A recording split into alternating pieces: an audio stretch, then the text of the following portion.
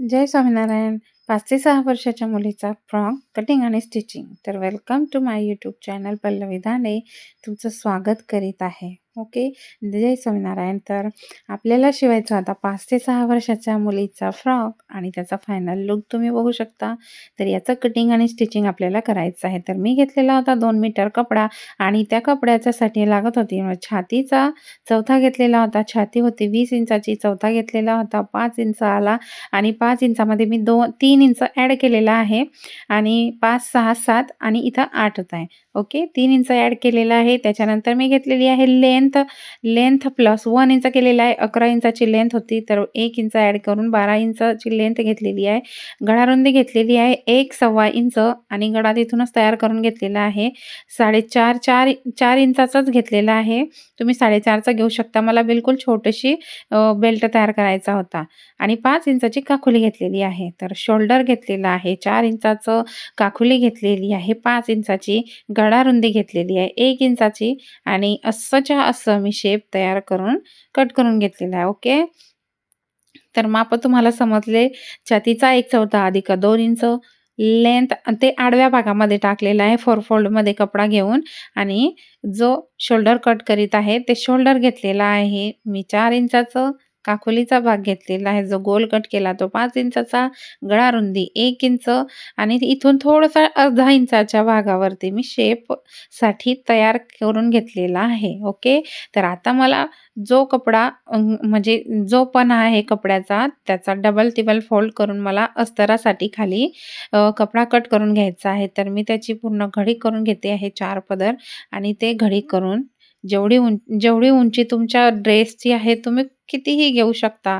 तर मी तर अंदाजेच घेतलेला आहे कारण माझ्या कडे कपडा खूप कमी उरलेला होता आणि तितक्याच कपड्यामध्ये मला उंची करायची होती. कमी पण नाही आणि जास्ती पण नाही. ओके.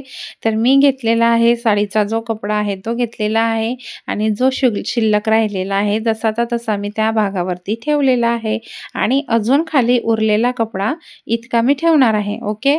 तर हे सर्व ॲड करायचं होतं मला. तर मी काय करून घेतलं की ते जसंच्या तसं कट करून घेतलं आणि वरचा जो भाग आहे तो एक भाग जाईल पुढच्या बाजूला आणि एक भाग जाईल मागच्या बाजूला अस्तरासाठी. ओके. तर आता हे सर्वचं सर्व मी जसंच्या तसं ठेवून देते आणि आता शिलाईसाठी आपण रेडी आहोत. ओके. तुम्हाला समजले काय माप मी जे सांगितले ते आणि बघा तुम्ही जे फ्रंटचा जो भाग आहे त्याच्यासाठी अस्तर तयार केलेलं होतं आपण जसा तसा ब्लॉक तयार केलेला होता बघा. उंची प्लस 1 इंच आणि chest divided by 4 plus 2 inch आणि असा हा जो ब्लॉक तयार केलेला आहे तो ब्लॉक तसा कट करून घेणार आहे. कट केल्यानंतर आपल्याला काय करायचं आहे, हा जो उरलेला आहे त्या कपड्यामध्ये आपण घेर लावणार आहे आणि याच्यामध्ये अस्तर आणि हे तर वरचं ब्लाऊज आहे. ओके. तर आता ही रिफल खालून लावणार आहे झालर. ओके. तर आता शिलाई बघूया. शिलाई कटिंगची. आता आता जी खालची झालर होती ती एक बिल्लासाची उरलेली ती कंटिन्युअसली मी एका बाजूने शिवून घेते. नंतर त्याचा काही प्रॉब्लेम नाही कारण मोठं शिवायचं होतं तर मी पटापट शिवून घेतलं आणि कंटिन्यू म्हणजे 1.5-2 मीटरचा होता तो पट्टा. तेवढा पट्टा मी कंटिन्यू शिवून घेतलेला आहे. आणि तो सलग शिवून जसाच्या तसा मी त्या वरच्या बाजूवरती नंतर लावणार आहे. जेणेकरून म्हणजे वरचा भाग रेडी झाल्यानंतर. ओके. तर आता हे जी आहे ना पट्टी वन साइड फोल्ड केली, परत सेकंड टाईम फोल्ड केली. तर अशी पूर्णची पूर्ण पट्टी जी आहे माझी ती रेडी होऊन गेलेली आहे. ओके. तर ज्यांना हा ड्रेस शिवायचे आहे असेच ड्रेस शिवायचे असतील त्यांनी प्लीज पटापट कॉन्टॅक्ट करा आणि आपले ड्रेस बुकिंग करा. ओके. आपल्याकडे आपण आता अशाच कलरचे सेम असेच्या असे आपण स्टॉकेज अवेलेबल ठेवणार आहे आणि खूप खूप खूप सेलिंग करणार आहे. ओके. तर पटापट कॉमेंट करा. आता हा जो बेल्ट आहे हा रेडी झालेला आहे आणि हा बाजूला ठेवून देऊ आणि त्याच्यानंतर आपण आता जो ब्लॉक तयार केलेला आहे आपला चेस्टचा तो ब्लॉक घेऊ आणि तो ब्लॉक कंटिन्यू शिवून घेऊ. ओके. तर ब्लॉकसाठी घेतलेला आहे मी वरचा. मग त्या भागावरती लावायचा आहे आपल्याला अस्तर अटॅच करून आणि तुम्ही बघू शकता असंच्या असं पसरवून जसं पसरवलं आहे. फक्त एवढं लक्षात ठेवायचं की आतल्या बाजूने ओरिजिनल कपडा आला पाहिजे, दोन्ही बाजूचा, अस्तराचा पण आणि याचा पण. आता अस्तराचा काही समजत नाही, पण तरी पण सांगते, की अस्तराची बाजू त्या भागावरती शिदी ठेवायची. दोन्ही आतमधून ज्या साईड आहे त्या शिद्या ठेवायच्या आणि जशी तशी शिलाई टचअप करून घ्यायची. जसं आता मी ब्लॉक तयार करते, हे सेम तसंच्या तसं तयार करून घ्यायचं. आता जे एक्स्ट्राचं मार्जिन आहे आतमधलं, ते पूर्ण कट करून नॉचिंग करून घ्यायची शिलाईपर्यंत. ओके, शिलाईपर्यंत आपण कट करून घ्यायचं आणि त्याच्यानंतर उरलेला कपडा पूर्ण उलटवून घ्यायचा. तर उलटवल्यानंतर तुम्ही बघू शकता त्याचा फायनल लूक कसं येतं आणि कसं होतं ते. ओके, तर तुम्ही बघू शकता.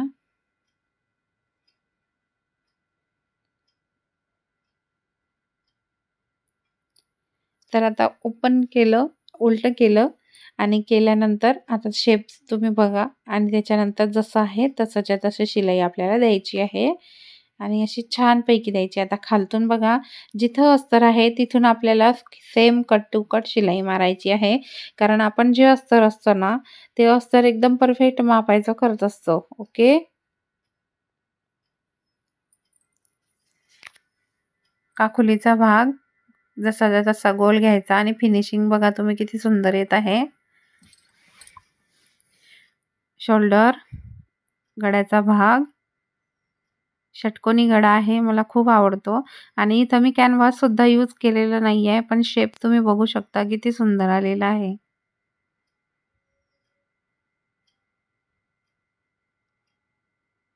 शोल्डर टच करून घ्यायचं, शिलाई ओपन करून. आता तुम्ही बघू शकता शेप किती प्रॉपर आलेला आहे आणि आता जी शिलाई आहे ते कंटिन्यू करून घ्यायची कट टू कट. ओके, हा उताराचा जो भाग आहे तो गोल भाग का दिला, तर अर्धा इंच फिनिशिंगसाठी आपण थोडंसं क्रॉस मार्जिन दिलेलं आहे आणि हे कशासाठी दिले असते, तर ही जी क्रॉस मार्जिन कट केली ना आपण, हे बघा, हे जे आडवा भाग आहे कट केला, थोडासा गोल आकार दिला तिथं, तर त्या म्हणजे बाजूने ना थोडंसं लोंबलं जातं. त्याच्यासाठी मी काय करते, की थोडासा देताना शेप गोल आकार देते तिथं. ओके, आणि आता तुम्ही दुसरा पार्ट पण मी रेडी करून घेतलेला आहे. आधीच केलेला, कारण लाईट गेलेली होती. त्या पिरियडमध्ये मी ते करून घेतलेलं होतं आणि बघा पूर्णच्या पूर्ण फिनिशिंग करून घेतली. काखोली टचअप, शोल्डर टचअप करून घेतलेलं आहे आणि त्याच्यानंतर शिलाईसुद्धा कंटिन्यू करून घेतलेली आहे. जो षटकोनी गळा आहे त्याच्यावरती सुद्धा शिलाई कंटिन्यू केली आहे.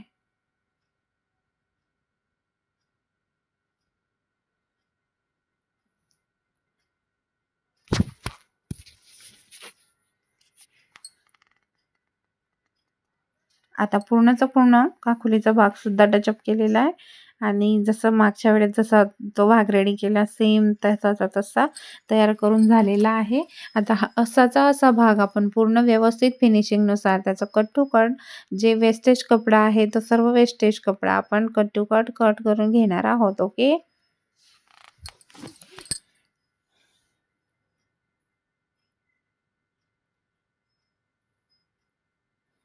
खूप सुंदर दिसत आहे. त्याच्यावरती व्हाईटवरती हार्ट शेप तर इतके सुंदर दिसत आहे ना, छान छान, वॉव! मला खूप आवडले. आता तर काय करायचं, की दोन्ही शोल्डर एकत्र करून तिथे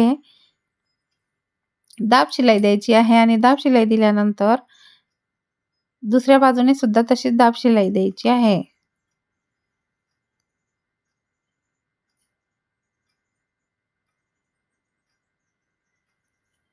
परत तसंच दाब करायचा आहे.